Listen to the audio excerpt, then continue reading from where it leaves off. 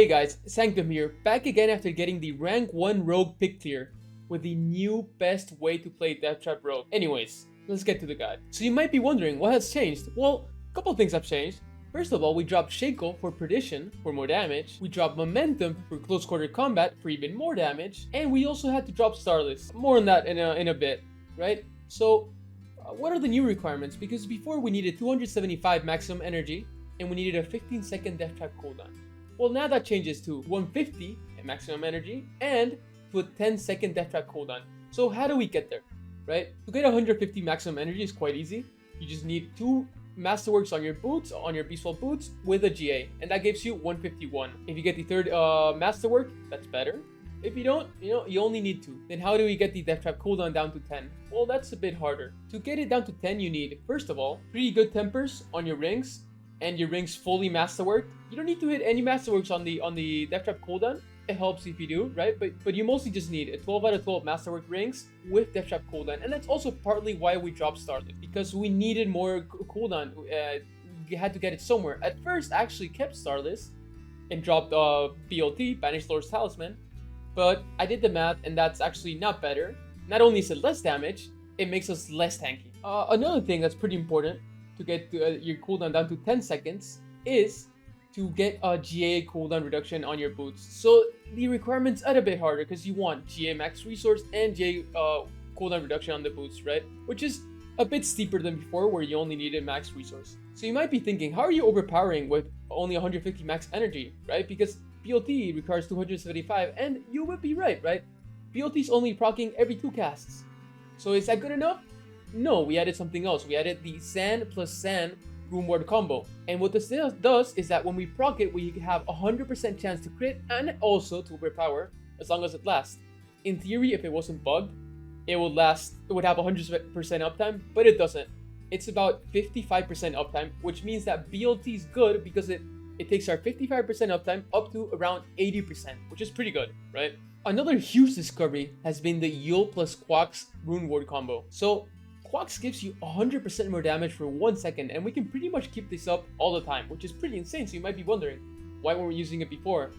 And the answer is not so simple, right? So basically, if you proc Quax with anything that is not Death Trap, we do not get the energy back from Aftermath, and we basically consume all our energy, right, because of Quax. And by the time we cast our next Death Trap, we don't have full energy, which means Preparation does not lower its cooldown fully, and we're left with a 5-second cooldown Death Trap.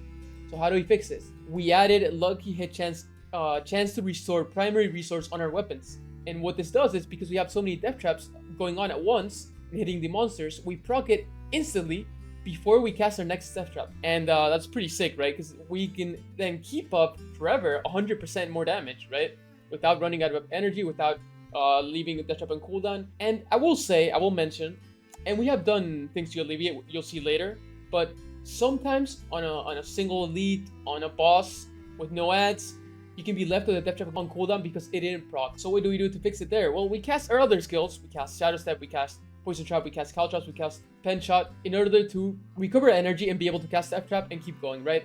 It works pretty much every single time. So it's just, basically, we just got 100% more damage for free. So what has changed with the skills? Well, let me show you. Well, like I said before, we added close quarter combat. This is a lot more damage than Momentum, which is only 60% damage. This is up to 310, 20%. Right now I'm at 290, but it can go even higher. Because my Masterworks are not perfect, my 10% are not perfect. And then we obviously use Death Trap. We use Poison Trap. We still use Concealment. So something that Ava discovered, my good friend, is that Concealment actually has a secret cooldown of half a second. Which means Concealment doesn't actually go off every time you cast Death Trap. It only goes off around a third of your Death Traps, right? This is still worth having, especially for pit pushing, because basically it makes us unstoppable forever, and it still gives more damage with Dance Macabre, and it also applies Vulnerable with Subverting Concealment, but it's not as good as we thought, right? And then we use Caltrops, like before. We use Shadow Step. On the pit pushing version, we use Shadow Step. Why Shadow Step and not Dash? Dash can be awkward because you really want to stay near the mobs, and for example, you have the elite with the purple bubble where you can't shoot from the outside. and you really don't want to be moving much, so Shadow Step helps there instead of Dash. For speed farming, obviously we swapped Shadow Step for Dash, and we go as normal. Now, why Pen Shot? And why do we grab Advanced Penetrating Shot? Well, Pen Shot is to proc close quarter combat, right? Because we gotta cast one Marksman and one Cutthroat skill. The Cutthroat skill is Shadow Step, and the Marksman skill is Penetrating Shot. And Advanced Penetrating Shot knocks down enemies, which increases the damage that Malice gives us, right? Which is pretty good. It's basically, we have 3 points, we get more damage out of it, all good to go, right? Something people have asked me, because there's other versions of this build, right? Why not mild sharpshooter, so we can proc CQC with Caltrops, right? And we can drop penetrating shot and, for example, add shadow imbuement. And the reality is that it's not worth it. It's simply not worth it. I did the math, it's not worth it. Let's say, for example, that we do that, right? We add Mars sharpshooter, and we add in shadow imbuement. What else would happen? We would swap. I guess we're getting a little early to the Paragon board, but I gotta explain this, right? We would drop Exploit Weakness for Eldritch Bounty, which is 30% more damage instead of 25%, and we would add Shadow Imbuement, which is 12% more damage, right? So the version that does this also uses the Shadow Step cleaves, Tempering Affix, so that you can cleave the Shadow Imbuement to the other mobs. We actually don't have the possibility to do this because we're using Doombringer to scale the damage of our overpower.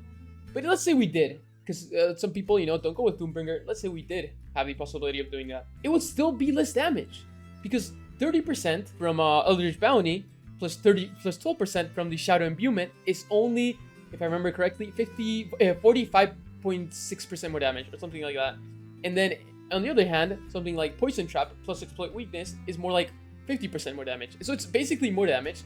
You may be thinking, okay, but if I have March Sharpshooter and use Caltrops to proc, I don't have to cast Pen Shot. That's one less thing to cast. But that's not true, because you're just replacing Pen Shot with either Smoke Grenade or Shadow Imbuement or another skill to press. So it's less damage. You still have to press another key. There's no benefit. There's really no benefit. It doesn't really make sense. And for the Paragon tree, not much has changed, right? We still use Explosive. Now, don't get fooled, right? I'm getting a lot of Dex notes here, right? And you might think that the Stun Grenade damage actually works with Death Trap. Like, it should, but it's bugged. It doesn't work. I'm only getting this because it's a lot of Dex notes. And if you remember correctly, when I talked about the Shaco version of the build, I would told you guys, eventually you start picking up Dex notes because they're more damage than additive notes. And because we're back to using BLT and having a high percent of overpower uptime, again, in Doombringer, and we have so much life. Again, the Dex notes are again worth more than the normal additive notes. So we're basically just getting this for the Dex notes. We go up to No Witness, and it's very important here in Deadly Ambush. It's very important to grab the Spring Loaded and the surrounding nodes, right? They give Trap CDR. This is what lets us get it down, the trap cooldown, to 10 seconds. Another thing we changed is the boss powers. We added Ourobar's Law Bombs, which gives us 15% cooldown reduction outside of town. So I can't show it inside of town, but outside of town this works. And it reduces my Death Trap cooldown to 10.05 seconds, which is good enough. If I'm not mistaken, you need around 10.08 or below, 10.10 or below, something like that. The rest is the same, but yeah, we changed Beast and Ice for Ourobar's Lot Bombs to reach the CDR required on Death Trap. Anyways, back to the Paragon board. We also picked these up to help reach that breakpoint, right? I'm at 10.05 and I needed these nodes to get there, right? It's the cooldown reduction required for this build is quite narrow, right? It's not that easy to get unless you masterwork the Death Trap cooldown. I mean, that's perfectly fine. You just will lose some damage from not masterworking your close damage or your dex or your life, you know? But you can do it. If you need it, you can do it. Because this build is really good. We grab Versatility, the Glyph. Here we put Ambush. Grab the Ambush, of course. We grab these crit notes because, while our crit chance is very high and Zan makes us crit 100% of the time, Zan is only up 55% of the time. So the rest of the time, we want to crit, because critting is important because it increases the Banished Lord aspect, only gives us more damage when we critical strike. So that's why we pick these nodes up, for a bit more critical chance, and to basically guarantee it more. Same reason why we grab these it nodes that are buffed by Versatility. And then next we grab Exploit Weakness. This again, and the Shadow Imbuement, it would be Eldritch Bounty, but we're not using Shadow Imbuement. It's not worth it, so we're getting Exploit Weakness, and we're using Canny. Another thing that's really good about this board, the exploit weakness board is that we have lucky hit chance, right? And remember, right now we're using lucky hit chance to restore our primary resource. So we need some lucky hit chance, right? To increase the chance that it happens that on bosses we are not left basically with our death trap on cooldown, right? And another source, I guess I might as well mention, of lucky hit chance is on the skill tree. Now we added Alchemist Fortune for 15% more lucky hit chance, right? And another thing I've seen people do by taking Shadow Imbuement is they drop Death Trap. So they don't have a source of poison, so they then drop these poison nodes, which are pretty good. This is 50% less damage taken, and this also gives us attack speed, which helps us reach the cap, which I'll talk about in a bit. And it even gives us lucky hit chance, which helps us proc the resource to keep our Death Trap going. So I just don't see a world where Shadow Imbuement is worth it. I just don't see it. It's too good to grab Poison Trap. It's too good to get Exploit Weakness. It's just not worth it to grab Shadow Imbuement, for sure. The last board is, of course, Dance Macabre, which we combine with Concealment. Sure, it's not really 75% because Concealment doesn't go off every single time, but this is basically around 25 to 30% damage. Still very good, right? I mean, Eldritch Bounty, which we were considering taking here because it's 30% instead of 25%, you know, this is 25 to 30%. Basically, so it's basically just as good as Eldritch Bounty, and also it's a really good board because we put Turf here, which boosts our close quarter combat, right? And this board has the most strength nodes around the glyph, which lets us boost Turf the most, right? To get the most close damage, which is pretty good, of course. And we also have more close damage here, right? The rest of these silly dex nodes, again, it's just for damage. I actually was using the all-res nodes and the armor nodes and other places, but I realized I was so tanky now that, and because I was pit pushing, right, to get rank 1 pit push. Well, actually, to be fair, my rank 1 clear didn't even have the dex nodes. I was using just my starter version with resistance, but I didn't need it, so I went back to dex, right? And you know, I cleared 111, but I think this build can go even farther. For sure, it can go further than Necros, which are at 111, 1 minute faster than me. I can for sure do 112, 113. With perfect gear, maybe 114. So what tips can I give you for your pit pushing adventures? And also, how to modify this build for speed farming. Let's start with the speed farming because it's really easy. First of all, you drop that Shadow Step for dash to move faster. And you also, something that you do, it depends what you're doing, right? If you're speed farming like high level pits, you keep close quarter combat because then it's worth casting Penetrating Shot to keep it up. But if you're doing hordes, nightmare dungeons, anything that's easy or really low pit tiers, just swap to exposure because you don't want to cast pen shot. You just want to dash. Just swap to exposure. Yeah, sure, it's less damage, but you know, just close quarter combat is annoying. Same with bosses. When I do bosses, I just swap to exposure. I forget about it. I also, when I do bosses, I swap off Quags, right? I put in Ohm because, well, I'm at Tool right now because I was doing bosses, right? Usually I have, if I can find it, Quags. But I don't right now because I was doing bosses before, right? And I also had exposure because I'm just lazy. The boss gets one shot. It's annoying to every single boss that spawns. You cast Shadow Step and Penetrating Shot. I just don't deal with that. Swap to exposure, turn off my mind, spam Death Trap, boss dies, good to go, right? So when do we want to use close quarter combat and the Yule plus Quacks?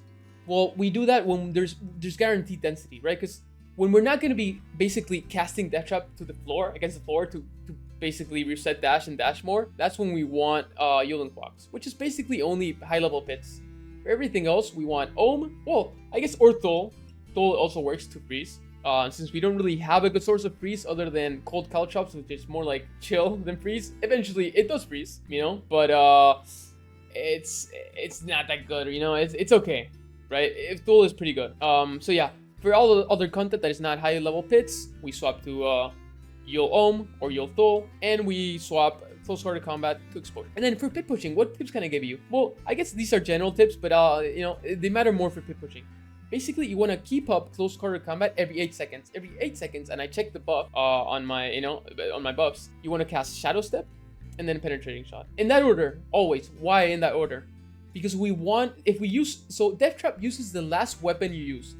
If we use Shadow Step, we're going to use our melee weapons, and then our attack speed will be all wrong. Well, it'll be too fast, actually. And if we use Penetrating Shot, it'll swap back to the ranged weapon, our crossbow, and we'll be at the right attack speed. So you always want to cast Penetrating Shot after you cast Shadow Step.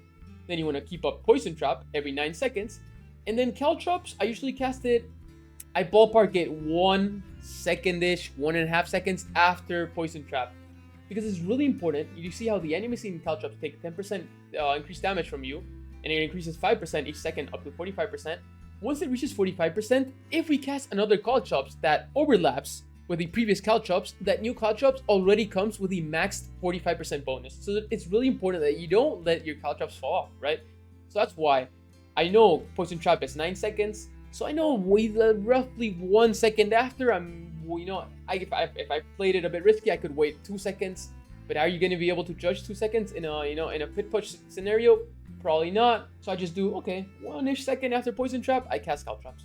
And then, same as before, just spam Concealment and Death Trap. One last thing I might as well mention before we conclude the guide is, on the previous version, we used Elixir of Resourcefulness for the maximum resource to reach 275 maximum energy. We don't have to use this anymore because we only need 150, right? And you might be thinking, okay, but maximum energy gives us more damage with Beast Falls. You're right, yes. But Elixir of Fortitude is more damage. The 20% maximum life is more damage than the 25 maximum resource.